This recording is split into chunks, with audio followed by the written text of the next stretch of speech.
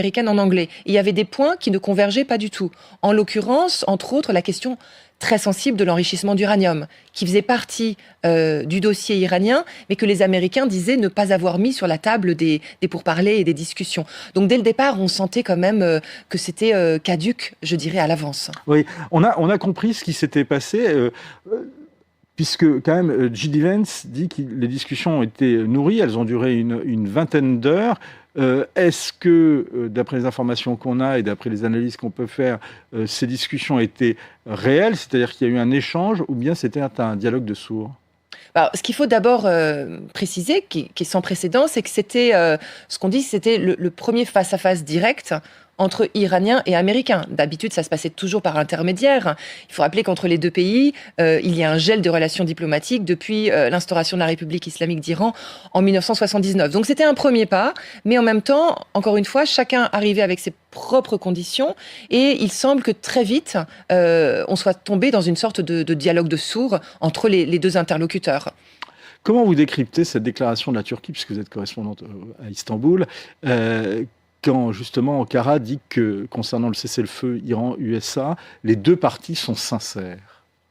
Alors, on sent une volonté de la part de la Turquie d'apaiser la situation. Pourquoi ? Ce n'est pas du tout dans l'intérêt du président Erdogan de voir une crise à sa frontière. Il faut rappeler que l'Iran est un pays frontalier de la Turquie. La Turquie qui se remet à peine de la vague d'immigrés venant de Syrie pendant les 10 ans de guerre. Et en fait, ce que craint avant tout, je pense, le président Erdogan, c'est de voir arriver des dizaines de milliers d'Iraniens sur son territoire, à un moment donné où il sait qu'il est disputé politiquement en interne, qu'il fait face à une crise économique sans précédent. Donc c'est dans son intérêt, en effet, parce que Erdogan a toujours en tête la question politique. C'est dans son intérêt de réclamer une sorte d'apaisement. Est-ce que l'actuel régime iranien a intérêt à mettre un bémol, à trouver un compromis avec les Américains ? Ça, c'est une grande question. Je pense que, in fine, le rêve des Iraniens a toujours été un jour d'être traités d'égal à égal par les Américains. Et ils l'ont bien prouvé, même pendant toutes ces longues années de négociations sur le nucléaire. Ils ont bien prouvé aux Européens que ce qu'ils attendaient, c'était une négociation en direct avec les Américains. Négociation, il faut le rappeler, qui avait abouti en 2015, avec l'accord nucléaire signé par le président Obama, qui a été ensuite torpillé et déchiré par le président Trump en 2018. Et donc c'est ça, si on se replace un peu dans le cerveau des Iraniens, c'est ça qui bloque aujourd'hui. C'est ce sentiment d'avoir été prêt à discuter, à négocier, d'avoir obtenu un accord, et ce sentiment d'avoir été ensuite trahi par le président Trump, qui, il faut le rappeler, c'est vrai que si on regarde toute cette situation d'un point de vue diplomatique, qui n'a cessé de dire le tout et son contraire. Entre d'un côté préciser qu'il était prêt à négocier, et de l'autre à utiliser à nouveau l'arme de la menace de la guerre. Faites-vous la même analyse que les opposants passés sur ce plateau ? Le régime vient de changer en Iran en fait, et il est passé des mollahs au passe d'Aran. De facto, oui. Quand d'ailleurs Donald Trump parle de regime change, il a transformé le régime parce que il a décapité la structure de la République islamique, qu'on appelait le régime des mollahs. Le guide suprême a été liquidé, tout son entourage rapproché. Mais l'ironie, c'est que si changement de régime il y a, c'est dans le sens d'un durcissement du régime, puisqu'aujourd'hui, ce sont littéralement les gardiens de la révolution qui sont aux commandes du pouvoir, et ce sont des personnalités qui sont beaucoup plus radicales, jusqu'au boutiste, qui ne comprennent que le dialogue de la guerre et non celui de la diplomatie.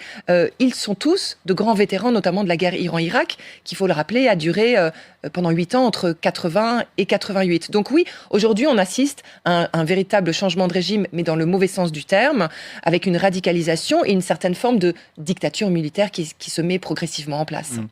Est-ce que vous avez pu avoir récemment, ces dernières heures, des opposants ? Je continue à tenter de maintenir des liens avec les Iraniens de l'intérieur, malgré les grandes difficultés, puisqu'il faut rappeler qu'il y a un blocus imposé sur l'Internet depuis des semaines et des semaines maintenant. Mais je parviens, grâce à des VPN, parfois à certains interlocuteurs qui ont des terminaux Starlink, à continuer à maintenir des échanges. Et ce que je ressens dans les discussions, c'est que... c'est ça, la question, c'est que vous disent les Iraniens. Voilà, ils sont...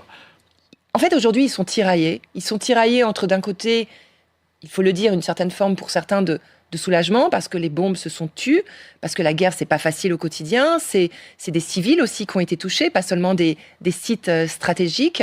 Et de l'autre côté, la peur, l'inquiétude face à l'avenir, l'économie qui est complètement à terre, mais aussi le régime qui va utiliser l'argument de la menace extérieure pour se venger contre sa population. On assiste ces derniers jours à une accélération de la répression. Alors, sous quelle forme ?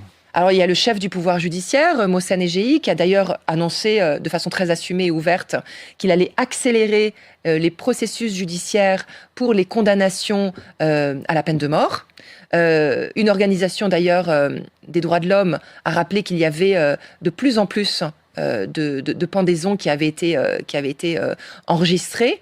Il y a des arrestations pour justement simplement avoir détenu un terminal Starlink ou avoir eu accès à des VPN, des personnes qui sont accusées soit d'une part de ce qu'on appelle l'inimitié envers Dieu, ou encore d'espionnage au profit d'Israël, et donc qui sont directement passibles de la peine capitale.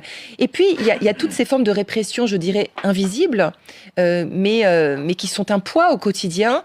Des gens qui se voient aujourd'hui, du jour au lendemain, qui voient leurs biens et leurs propriétés confisqués, parce que leurs déclarations ne convenaient pas au pouvoir. Il y a aussi les intimidations indirectes qui pèsent sur les opposants à l'étranger, dont les familles sont mises sous pression.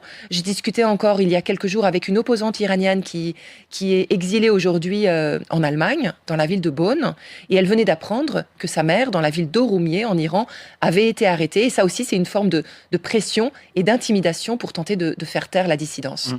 Est-ce que quels sont les moyens qui restent justement à disposition du régime, quand même, avec toutes les bombardements qu'il y a eu, avec toutes les destructions qui ont été commises, le régime a encore les moyens de réprimer?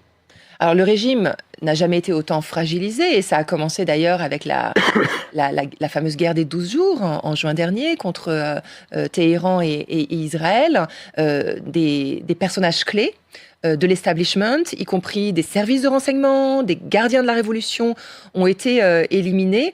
Mais on le sent, c'est vrai que le système iranien, c'est comme une forme d'hydre, c'est-à-dire vous coupez des têtes, il y en a toujours qui vont repousser. Et parmi ces têtes, il y a les forces de répression qui continuent à être très très actives et qui continuent à exercer plein de formes de coercition contre la population. Donc cette répression, elle continue à fonctionner malgré tout. Le régime fonctionne, enfin, vu d'Occident, sur deux jambes. Donc, effectivement, le pouvoir des mollahs et également le pouvoir des gardiens de la Révolution. Est-ce que ces deux jambes, pour l'instant, sont solidaires, ou bien est-ce qu'il commence à avoir des règlements de compte entre ces deux factions, d'après les informations qu'on peut avoir? Alors, ce qui se produit aujourd'hui, si on fait une comparaison avec ce qui s'est produit également pendant la guerre Iran-Irak, c'est que, in fine, la guerre a servi les intérêts du régime et a permis de renforcer et de faire tenir le régime. Et c'est ce qui se passe un tout petit peu aussi indirectement aujourd'hui en Iran. Si on a pu constater, et ça j'ai fait des articles dans le Figaro à ce propos au cours des derniers mois, si on a pu constater récemment des dissensions internes, ces dissensions pour l'instant elles sont passées en sourdine au profit d'une espèce de défense des intérêts stratégiques du pays. Et donc, aujourd'hui, on sent que, même si le régime fonctionne à plusieurs têtes, ces têtes se rejoignent quand il s'agit de défendre, entre guillemets, la République islamique. Et il faut rappeler que le successeur de l'ayatollah Khamenei, son fils, Mojtaba Khamenei, qu'on n'a toujours pas vu, qui apparemment est très blessé, lui-même a été cet architecte par le passé de cette réunion entre les gardiens de la révolution, dont il est très proche, mais également le pouvoir des ayatollahs de la République islamique d'Iran. Est-ce que les opposants ont encore envie de se battre? Oui. Plus que jamais. C'est-à-dire que c'est ce que je ressens quand je discute avec eux, notamment les opposants de l'intérieur, c'est que, souvenez-vous ce qui s'est passé au début du mois de janvier.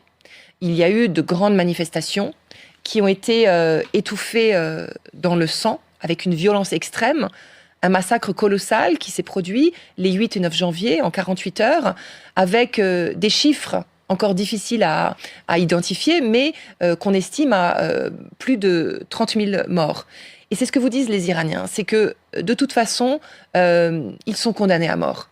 Donc puisqu'ils sont condamnés à mort, ceux qui ont survécu à ce massacre, ils sont prêts à tout pour tenter de sauver les valeurs qu'ils ont toujours défendues, c'est-à-dire la démocratie, la liberté d'expression et l'égalité entre les hommes et les femmes. Donc ils font preuve d'un courage exemplaire, d'une grande forme de résistance et de résilience. Et quand on leur dit ça, quand on leur dit vous êtes vraiment très très résistants, eux ils répondent mais c'est pas qu'on est résistant, c'est que dans le désespoir, on est prêt à tout, on est prêt à aller jusqu'au bout. On n'a pas le choix. Est-ce que certains en veulent ou bien